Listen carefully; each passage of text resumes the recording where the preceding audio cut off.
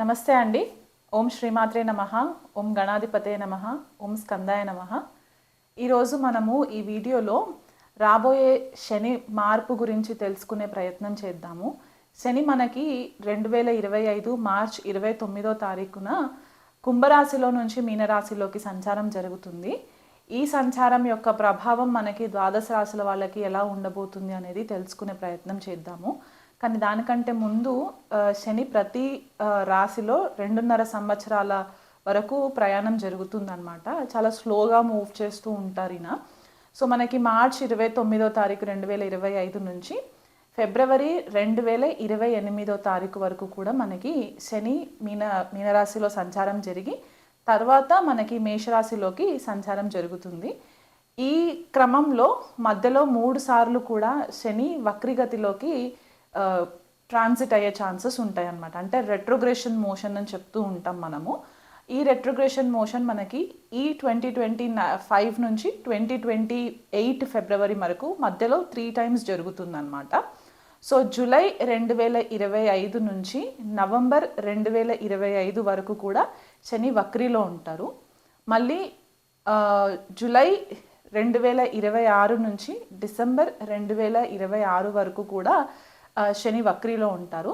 తర్వాత జూలై 2027 లేదా ఆగస్ట్ 2027 నుంచి డిసెంబర్ 2027 వరకు కూడా శని వక్రిలో ఉండి తర్వాత స్లోగా మూవ్ అయ్యి మళ్ళీ మీనరాశిలోకి సంచారం జరిగి అక్కడ ఫిబ్రవరి వరకు ఉండి ఫిబ్రవరి 2028 తర్వాత మేషరాశిలోకి సంచారం జరుగుతుంది.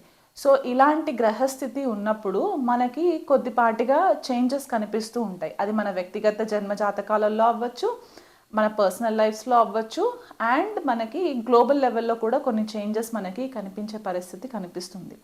సో ఈ శని యొక్క మార్పు సామాన్యంగా చాలామంది భయపడుతూ ఉంటారు. శని అనేసరికి ఏదో ఒక భూతం లాగా చూసేయడము, లేకపోతే ఏళ్ళనాటి శని ప్రభావంలోకి రాగానే అంతా ప్రాబ్లమ్సే వచ్చేస్తాయి అని చెప్పి ఒక చిన్నపాటిగా భయం అయితే ఉంటుంది. శని మార్పు వల్ల భయపడాల్సిన పని లేదు. మనం ఒకవేళ ధర్మబద్ధంగా ఉండి కర్మని అనుసరించి మనం గనక మన పనులు చేసుకుంటూ వెళ్ళిపోయినట్లయితే కనుక మనకు అంత ఇబ్బందికరంగా పరిస్థితులు మనకేం కనిపించవు.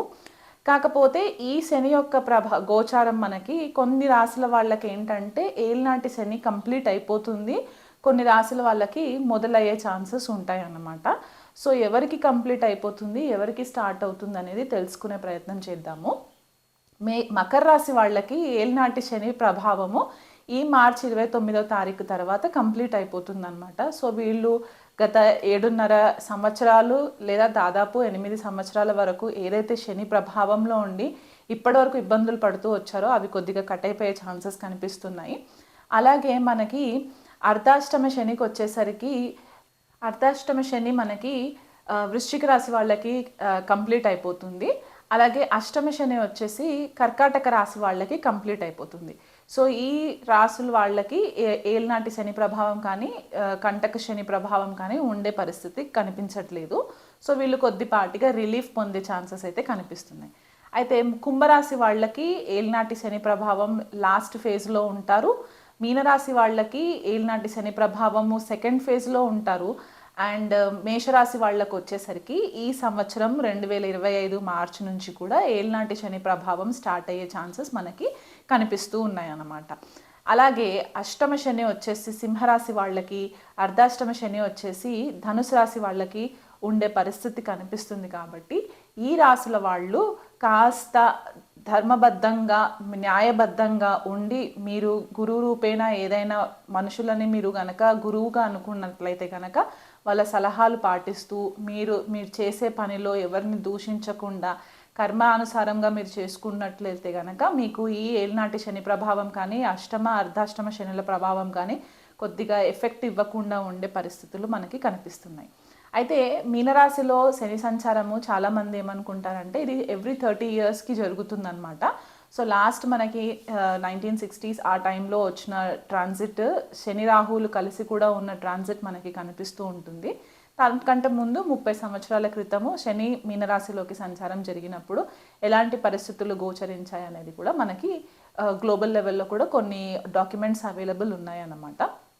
సో ఇలా చూసుకున్నట్లయితే మనకి శని రాహు యుతి 2025 మార్చ్ 29 నుంచి మే 2025 18వ తారీఖు వరకు కూడా శని రాహువుల యుతి మనకి మీనరాశిలో కనిపించే పరిస్థితి కనిపిస్తుంది. సో ఈ 51 రోజులు ద్వాదశ రాశులు అందరూ కూడా కాస్త జాగ్రత్తగా ఉన్నట్లయితే కనుక మీకు పెద్దగా ఇబ్బందులు పడే పరిస్థితులు ఉండవు.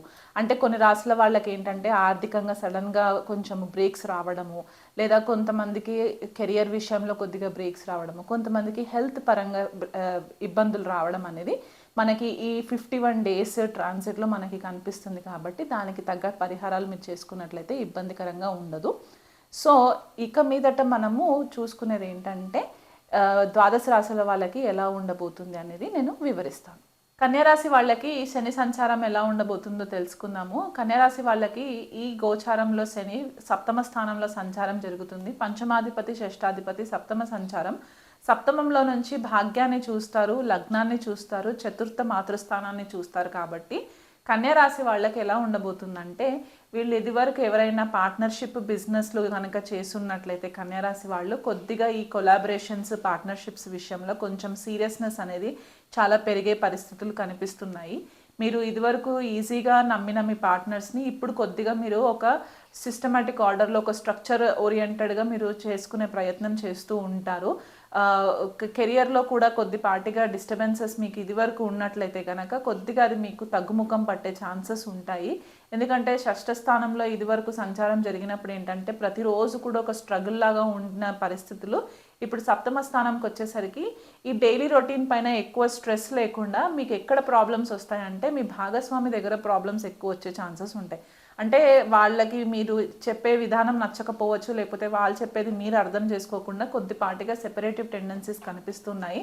కొద్దిగా మెచ్యూర్డ్ థింకింగ్ కూడా కనిపిస్తూ ఉంటుంది కన్యారాశి వాళ్ళకి. ఎవరైనా కన్యారాశి వాళ్ళు వివాహం జరగట్లేదు అనుకున్న వాళ్ళైతే కనుక ఈ శని గోచారం వల్ల కూడా వీళ్ళకి వివాహం జరిగే అవకాశాలు కూడా ఖచ్చితంగా కనిపిస్తూ ఉన్నాయి. కాబట్టి ఇది ఒక పాజిటివ్గానే మనం కన్సిడర్ చేసుకోవచ్చు. పార్ట్నర్షిప్స్ విషయంలో కనుక కొత్తగా ఎవరైనా బిజినెస్ స్టార్ట్ చేయాలి పార్ట్నర్షిప్లో అనుకుంటే కనుక కొద్దిగా మీరు మీ జన్మజాతకాన్ని పరిశీలన చేయించుకొని మీరు అడుగులు వేస్తే కనుక మీకు ఇబ్బందులు లేకుండా ఉంటుంది. ఈ సప్తమంలో ఉన్న శని భాగ్యాన్ని కూడా చూస్తారు కాబట్టి కొద్దిగా మీరు భాగ్యస్వామితోటి తీర్థయాత్రలు చేసే పరిస్థితి కనిపిస్తుంది. లేదా పెళ్ళిళ్ళు అవ్వని వాళ్ళు ఎవరైతే ఉంటే కనుక వాళ్ళకి దూరదేశం నుంచి వచ్చే మ్యాచెస్ కూడా వచ్చే ఛాన్సెస్ కనిపిస్తూ ఉన్నాయి. తీర్థయాత్రలు ఎక్కువ చేస్తూ ఉంటారు. భాగ్యవృద్ధి జరిగే పాసిబిలిటీస్ కొద్దిగా కనిపిస్తూ ఉన్నాయి.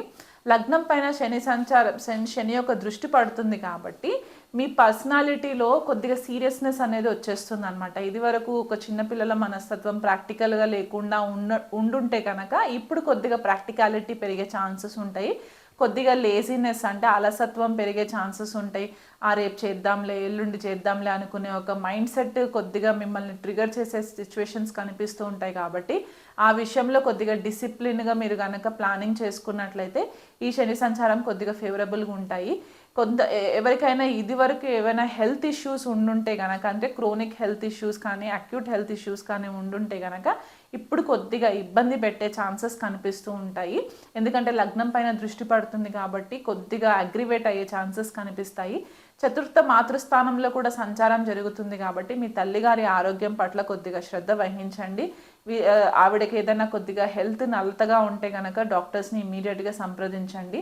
ఎవరైనా కార్లు వెహికల్స్ లేకపోతే ఇల్లు కొనుక్కోవాలని చెప్పేసేసి ఇదివరకు నుంచి కనుక ప్లానింగ్ చేసుకున్నట్లయితే కనుక ఈ శని సంచారం వల్ల మీకు అన్ని ఫేవరబుల్ రిజల్ట్స్ వస్తాయి. కాకపోతే మీరు మీ హార్ట్కి సంబంధించి మీ తల్లిగారి ఆరోగ్యం పట్ల మాత్రం కొంచెం కేర్ఫుల్గా తీసుకోండి.